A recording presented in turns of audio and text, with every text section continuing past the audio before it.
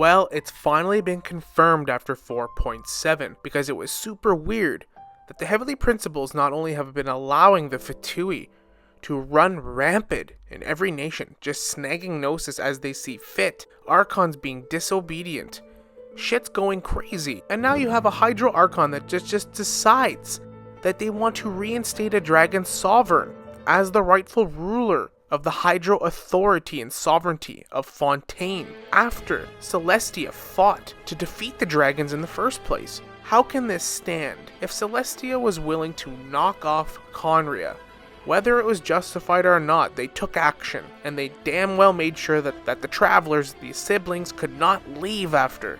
That was the opening cutscene, but we haven't seen them since. They've been letting all this happen. It's weird.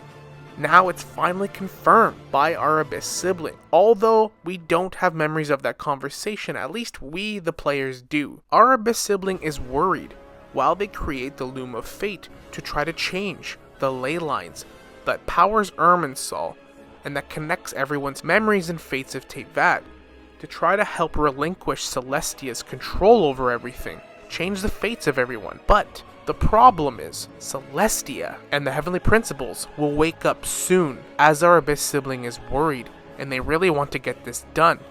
No doubt the Fatui Harbingers, seeing as that the Dore already told us he knows the secrets hidden with Irminsul, it would seem that the Dore already hinted that Irminsul hides the secret of the false sky and the fate of Teyvat. Irminsul being a giant database for everyone and everything, memories, living beings of Teyvat, the Abyss Order almost want to put an antivirus or hack it with the Loom of Fate. I guess that's the best analogy I can come up with. And the Fatui want to straight up smash that computer. They want to burn Irminsul, and they're going to. Both factions want to accomplish the same thing, Irminsul being the key. Man, I feel so validated right now. I've made so many videos talking about this. Why exactly have the Heavenly Principles not been able to take action for 500 years? That is what I want to talk about. Now that it's confirmed what we already thought. They were sleeping, they were slumbering, whatever you want to call it. They're about to wake up soon, but why haven't they yet? Well, I think it's obvious now that we know all of what we know. I don't think they were taking a nap. I think they were injured. They were hurt.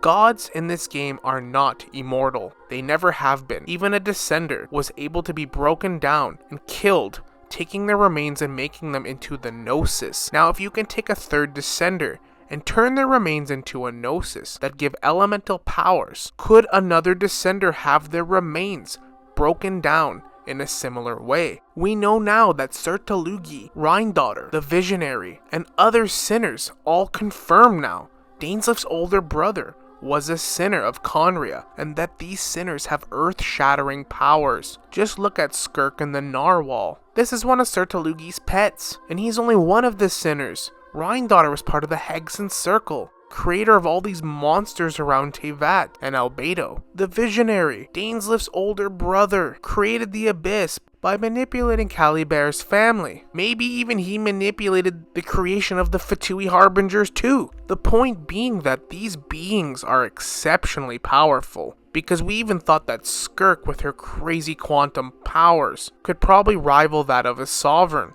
Now if her master is one of these sinners, oh my goodness, can you imagine the Heavenly Principles trying to take down these sinners? Obviously, the Heavenly Principles was successful in quelling the problem that was Conria with her Archons, but we know that it didn't go smoothly. Multiple Archons were killed in this catastrophe. Ruka Devada gave her life to save Irminsul straight up, protecting the Heavenly Principles' data, and this would have also corrupted and probably mentally tormented and killed everyone in Teyvat neurologically if Irminsul was corrupted on such a grand scale that abruptly. It would have been genocide. So despite the Heavenly Principles and the Archons winning this war, the Cataclysm, the Heavenly Principles took major damage and has been recuperating. And Piero, the Jester, a royal mage from Conria that tried to warn the king of Conria and the sages what was to come and what would happen, did not heed his warnings. So, he has taken advantage of a weakened Heavenly Principles, and he is going to pick up where they left off, where they failed. An infamous band of characters throughout Teyvat to get this done.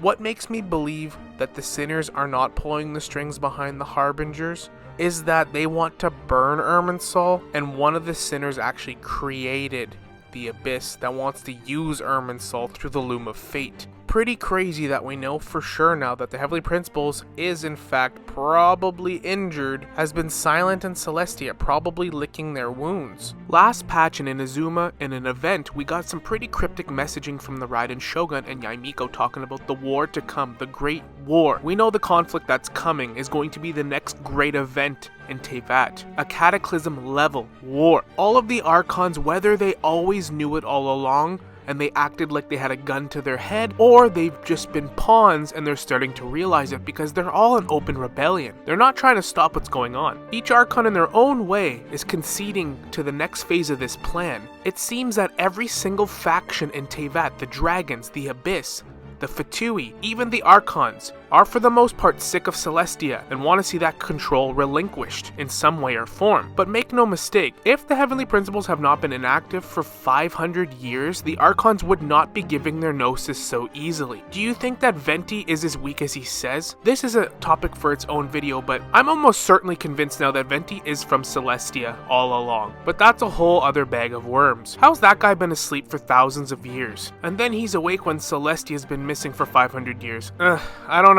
But the way our Abyss siblings said that the Heavenly Principles will soon awaken, and that this needs to happen soon. They need to be ready. Both the Abyss and the Fatui seem to be fully aware of this, which is why the Abyss is frantically trying to get this Loom of Fate. If the Heavenly Principles did take on the might of Conria and the Sinners, the abyssal corruption and power, then my speculation is that, similar to Ruka Devada, when King Deshret had abyssal corruption and forbidden knowledge seep into his kingdom that was plaguing everything and everyone, Ruka Devada expelled all of her energy and power to help quell and contain this, but she was shrunken down to a weakened state when this actually happened. The way that our Abyss sibling states that the Heavenly Principles will awaken soon, or make their move, and that they need to get this done now, makes me believe that maybe the Heavenly Principles is in a weakened-like state as well. Yes, I already know what you guys are thinking, and yes, we are going to talk about Paimon. Paimon is involved in a major way with all of this, whether you want to admit it or not, but we'll get to that in a second. Let's not get ahead of ourselves. If the Fatui are aware of the danger Irminsul poses, are collecting the mains of the third descender frantically before Celestia can wake up and realize what's going on? Are they fully aware of the stakes? And do they need the third descender to burn Irminsul? Do you need a descender level power to get this done? Is that why in Natlan, the nation themed around resurrection is the last Gnosis they need? The Pyro-Gnosis is the last one they need to collect. Is this all connected? And are the Fatui going to ruin the plans of the Abyss? Or are they willingly and knowingly trying to sabotage the Abyss and the Loom of Fate? That seems like a safer route to go, because even if the Archons are pawns and puppets for Celestia, they seem to be at least self-aware. Ruka Devada did not want to join Celestia and be an Archon. Neither did King Deshret, but once he fell in the Goddess of Flowers, Ruka Devada had no choice. And despite her sacrificing herself to save Irminsul, that really just helped Celestia and the Heavenly Principles. It did also protect everyone in Teyvat. So if they burn Irminsul, will this decimate everyone's memories and minds in Teyvat? Or is it the only way to truly set everyone free? Which brings us to Paimon, the Heavenly Principles, and why they're doing what they're doing. Is Celestia in the wrong here? Because they're sort of being painted as the bad guys now. Our Abyss sibling seems to think that the Heavenly Principles are in the wrong. They stated that Calibert wanted to live a normal life, but the Heavenly Principles took that away. They're the big bad here, allegedly. But are they really? I did make a video recently talking about how the significance of Teyvat is that it's trying to escape the Honkai. The Honkai being a natural disaster that happens in the Hoyoverse. The multiverse of the Hoyoverse. It's a natural calamity that tries to kill everyone and everything at some point in time in the Hoyoverse. And that the primordial one in the Heavenly Principle, Celestia, is trying to avoid that, which is why Teyvat is so contained. No forbidden knowledge allowed. No interference. Because it definitely seems like these games are getting more and more connected as the game goes on. Genshin Impact being the only game that doesn't have the word Honkai in it, in itself is sort of strange. Regardless of what you think their motives are in the greater picture, the Sinners of Conria definitely did some shady shit. Just look at Rhindaughter and every monster she's created. It's killed many people. They unleashed the Abyss, the hordes of monsters through the Cataclysm. Sir Talugi and his narwhal could have been devastating to Fontaine, and he might even be the mastermind behind manipulating Child to do something as well. Infiltrate the Fatui, perhaps. The sinners are all very immensely powerful individuals that have done some pretty heinous things. That's why they're sinners. They let their entire nation suffer for what they've done. So to say that the Heavenly Principles is completely in the wrong and trying to stop them, I don't think is fair. And then we have Paimon, who appeared to us right at the beginning of the game. She's literally the mascot of the game, looks like Celestia, and has references on her design to both Celestia and the loading screen. When the Sustainer of Heavenly Principles shows up, even the rift that she steps out of is in the shape of a Primogem. A Primogem linked to Paimon on her design. The crown on her head, resembling the Primordial One and the Primordial One artifact, the Crown artifact. The fact that Archons have demon names and they're puppets for Celestia, and Paimon being named after the most important demon of them all. Paimon having no memory of her past. People constantly referencing that she has connections and strings attached to Celestia and the sky. The evidence at this point is irrefutable, but we don't know exactly how she connects to Celestia. That is the problem. I have some ideas I want to throw out there. One, maybe her memory was wiped with the use of Irminsul, or maybe that was the only way. But what if Paimon is the Heavenly Principles in a weakened, shrunken down state? If she took on the Sinners and Conria, similar to how Ruka Devada helped with King Deshret's civilization, what if her energy was expelled to the point where she's in a weakened state and now she's traveling around? And because we haven't seen the Heavenly Principles in 500 years, and Paimon's been kind of drifting around Teyvat with no memory, maybe that's why there's been no consequence to any actions. The Hydro Archon outright rebelling against Celestia with no consequence whatsoever. Maybe that's the entire point. Maybe the Heavenly Principles is right under our nose the whole time. That would be crazy. But since day one, people have suspected Paimon to be something more than we realize. The Heavenly Principles being missing for 500 years has sort of left a power vacuum in Teyvat. It's sort of an anomaly. What if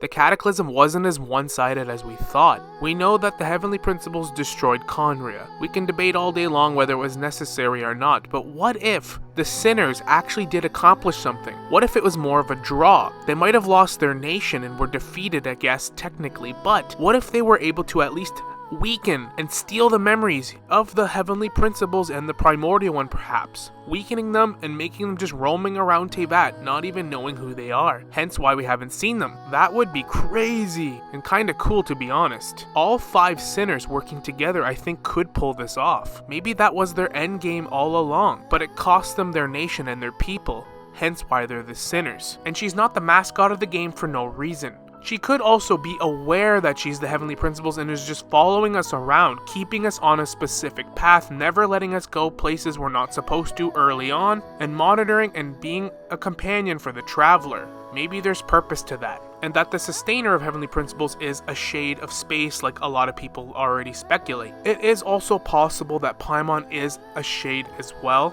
and that the Sustainer of Heavenly Principles and Paimon of Heavenly Principles, I guess, are 2 different shades. They're 2 of the 4 shades and that there's 2 missing. Or Paimon could be a victim herself.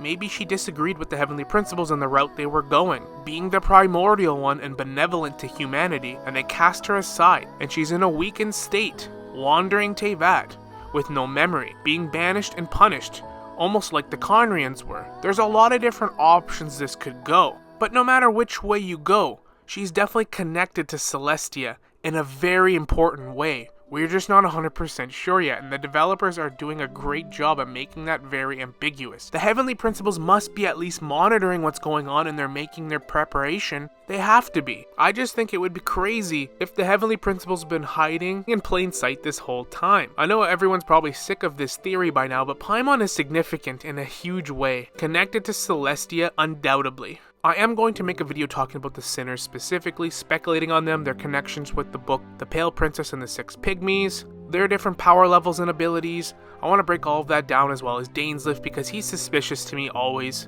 I don't trust him, to be honest with you. I think Arbus siblings being manipulated, and I don't necessarily think Celestia is in the wrong. I think it's a big gray area than a black and white situation where there's one good side and one bad side. If the Heavenly Principles is trying to protect Teyvat from the Honkai, everything that they do makes sense. And naturally, if you're trying to control a planet, people are going to rebel, and they're going to defy you. And if that's the case, Is Alice and the other Hexen circles involved in this, and if so, what side are they on? Will the Sinners, the rest of Conria, the Archons, and the Fatui eventually join forces to take on Celestia? Will they fight amongst each other? And how exactly will this all go down? When will Paimon finally reveal who she is? Is she playing dumb and playing us for a fool? Or is she genuinely a victim like us? Let me know your thoughts in the comments, but thank you so much for watching. I do hope you enjoyed the video. Like and subscribe if you'd like to see more content like this. And as always, we will see you all in the next one. Later.